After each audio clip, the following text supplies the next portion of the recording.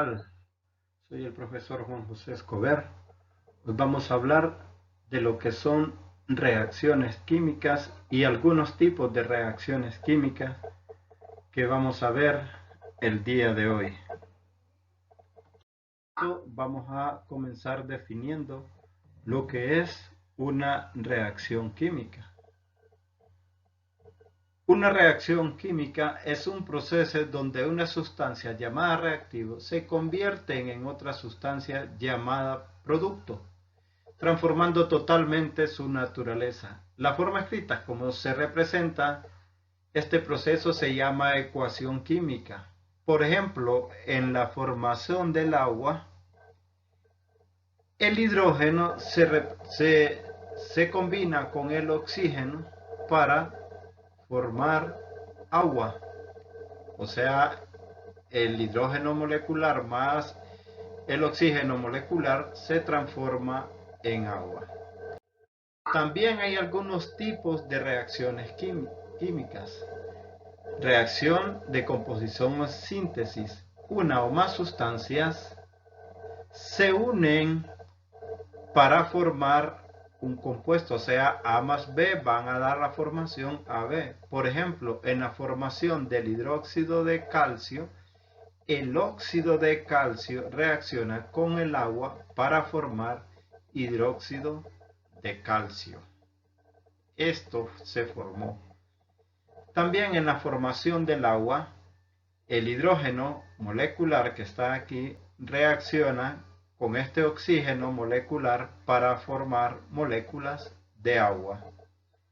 Entonces, esta es una reacción de composición. Reacción de composición o análisis. En este ocurre todo lo contrario que lo anterior. Aquí, un compuesto formado por diferentes sustancias se descomponen o se separan en sus partes, o sea, AB se va a descomponer en A más B.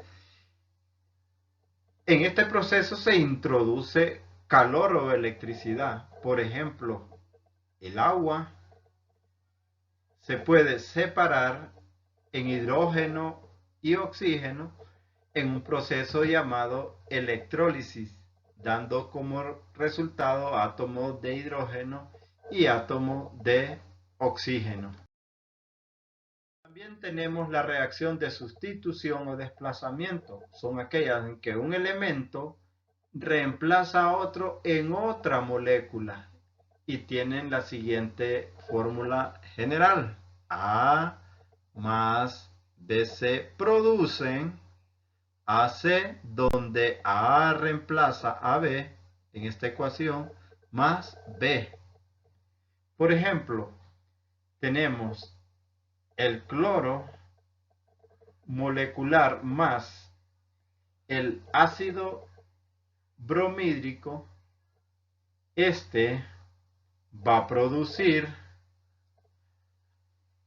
ácido clorhídrico más bromo molecular. O sea, este cloro se va a ser reemplazado en este para dar a esta formación de ácido clorhídrico. Y lo que hacemos es balancear, colocar este 2 aquí y este otro 2 acá para balancear la ecuación. Tenemos otro ejemplo, el hierro más el sulfato de cobre producen, este hierro va a sustituir al cobre en esta molécula de sulfato de cobre. Entonces nos quedaría FeSO4 más cobre. Esta es una reacción de desplazamiento. Hay también las de doble desplazamiento. Son aquellas en las que varios compuestos intercambian átomos en la reacción y estas tienen la siguiente fórmula general. AB más CD producen AD más BC. Por ejemplo, el ácido clorhídrico reacciona con el sulfuro de hierro para producir este hidrógeno, reemplaza al hierro y a su vez este hierro reemplaza al hidrógeno en esta molécula y quedan así: H2S más el hierro se junta con el cloro, o sea, FeCl2, cloruro de hierro. La reacción se puede verificar según el intercambio de calor. Si en una reacción se absorbe calor, entonces es endotérmica. Y si en una reacción se libera calor, entonces será exotérmica. Una reacción endotérmica: si aparece la palabra calor o energía al lado de los reactivos, se trata de una reacción endotérmica. Su fórmula general es calor más reactivos producen un producto, valga la redundancia.